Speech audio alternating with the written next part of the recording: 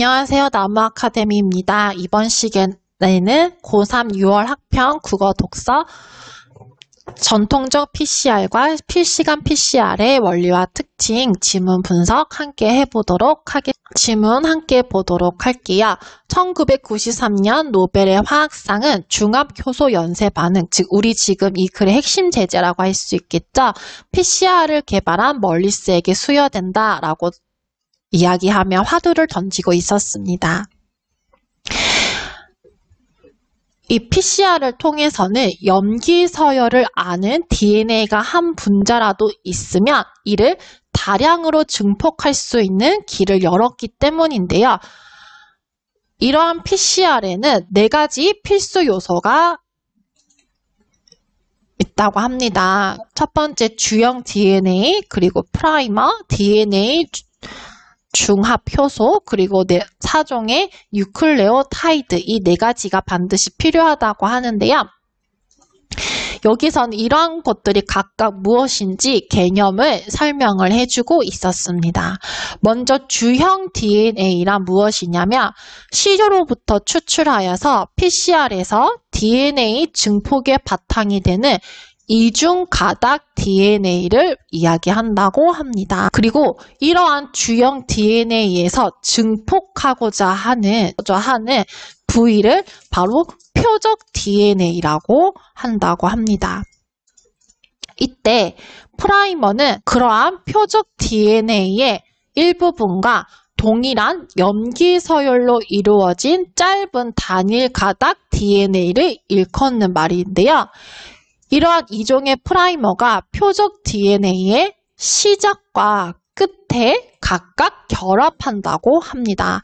그리고 DNA 종합 효소는 DNA를 복제를 하는데 단일 가닥 DNA의 각 염기 서열에 대응하는 뉴클레오타이드를 순서대로 결합시키면서 이중 가닥 DNA를 생성한다고 합니다. 자, 그 다음은 PCR의 과정이 나와 있는데요.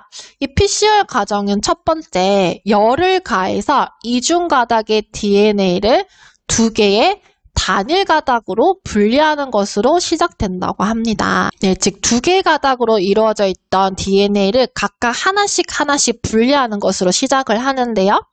이후에 각각의 단일 가닥 DNA에, 즉 이렇게 분리된 DNA에 우리가 앞서 보았던 프라이머가 결합을 하게 됩니다.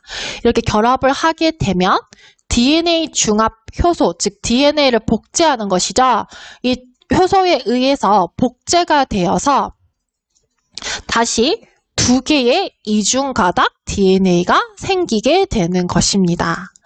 이렇게 일정한 시간 동안 진행되는 이러한 DNA 복제 과정이 바로 한 사이클을 이루게 되는데요. 이 사이클마다 표적 DNA의 양은 2배씩 증가하게 된다고 합니다. 그리고 DNA의 양이 더 이상 증폭되지 않을 정도로 충분히 사이클을 수행한 후에는 PCR을 종료한다고 합니다. 자, 이러한 전통적인 PCR은 PCR의 최종 산물에 바로 형광 물질을 결합시켜 발색을 통해서 표적 DNA의 증폭 여부를 확인한다고 합니다.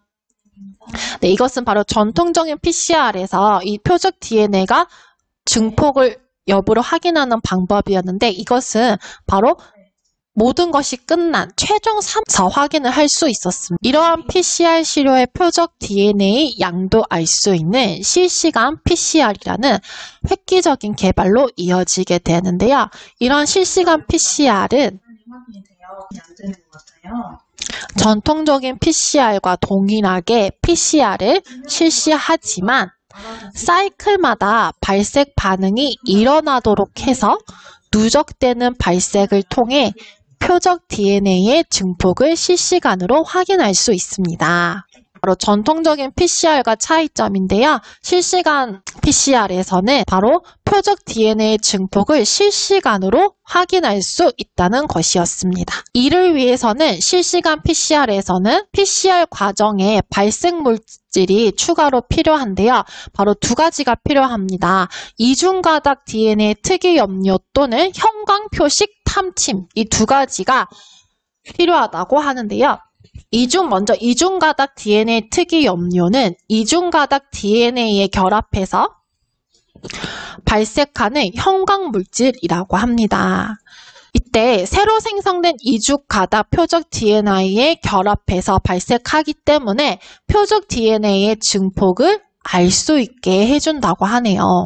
다만 이중가닥 DNA 특이 염료는 모든 이중가닥 DNA에 결합할 수 있기 때문에 두 개의 프라이머끼리 결합하여서 이중가닥의 이합체를 형성한 경우에는 이와도 결합해서 의도치 않은 발색이 일어나는 단점이 있다고 합니다. 그 다음 형광표식 탐침을 보도록 할게요.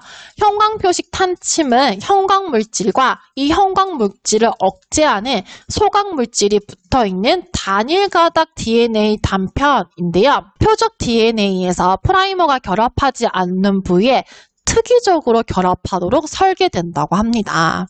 이러한 PCR 과정에서 이중가닥 DNA가 단일가닥이 되면 형광표식 탐침은 프라이머와 마찬가지로 표적 DNA에 결합하는데요. 내부 우리가 앞서 보았죠. 이중가닥이 단일가닥이 되면 그 단일가닥에 프라이머가 양쪽으로 붙는다고 했었죠.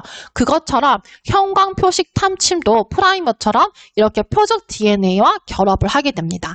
이후에 DNA 중합 효소에 의해서 이중가닥 DNA가 형성되는 과정 중에, 즉 복제되는 과정 중에서 이 탐침은 표적 DNA와 결합했던 것이 끊어지고 분해되게 됩니다.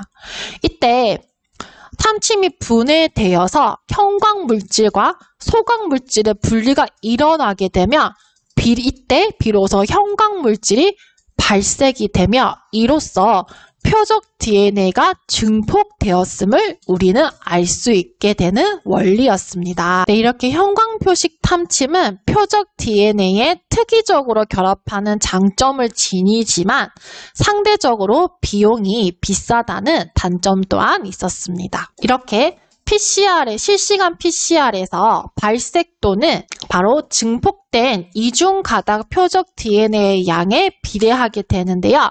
일정 수준의 발색도에 도달하는 데 필요한 사이클은 표적 DNA의 초기 양에 따라서 달라진다고 합니다.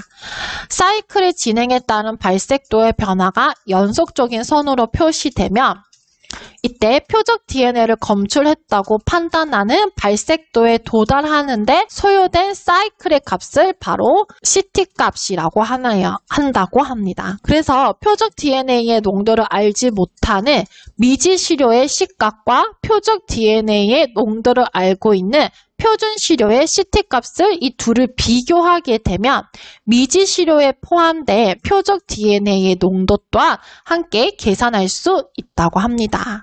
이렇게 PCR 시료로부터 얻은 DNA를 가지고 유전자 복제, 유전병 진단, 그리고 친자 감별, 암믹 감염성 질병 진단 등 광범위하게 활용할 수 있는데요. 특히 실시간 PCR을 이용하게 되면 바이러스의 감염 여부를 초기에 정확하고 빠르게 진단할 수 있다는 장점이 있다고. 윗글에 대한 설명으로 적절한 것을 고르는 문제입니다. 1번, 어떤 대상의 기존의 방식과 이를 보완한 새로운 방식을 소개하며 그 의의를 밝히고 있다. 네, 여기서는 기존의 PCR 방식에 대해서 설명을 하고 이것을 보완한 실시간 PCR 방식을 소개하면서 그 의의를 밝히고 있었으므로 적절한 답이라고 할 수 있겠습니다. 2번, 어떤 대상의 발전 과정을 관련 학자들의 연구를 통해 밝히고 있다. 여기서는 관련 학자들의 연구는 나오지 않았으므로 적절하지 않습니다. 3번, 어떤 대상의 장단점을 다른 대상과의 비교를 통해 밝히고 있다. 여기서는 장단점을 비교하고 있지 않았으므로 적절하지 않습니다. 어떤 대상의 문제점을 제시하고 이를 해결하기 위한 방안들을 구체적으로 제시하고 있다. 여기서는 문제점이나 해결 방안을 이렇게 제시하고 있지 않았으므로 적절하지 않습니다. 어떤 대상에 대한 비판적인 관점을 바탕으로 새로운 주장을 펼치고 있다. 여기서는 비판적인 관점을 바탕으로 새로운 주장을 펼치고 있지 않았습니다. 따라서 정답은 1번이 되겠습니다. 이 모든 자료는 나무 아카데미에서 이용하실 수 있습니다.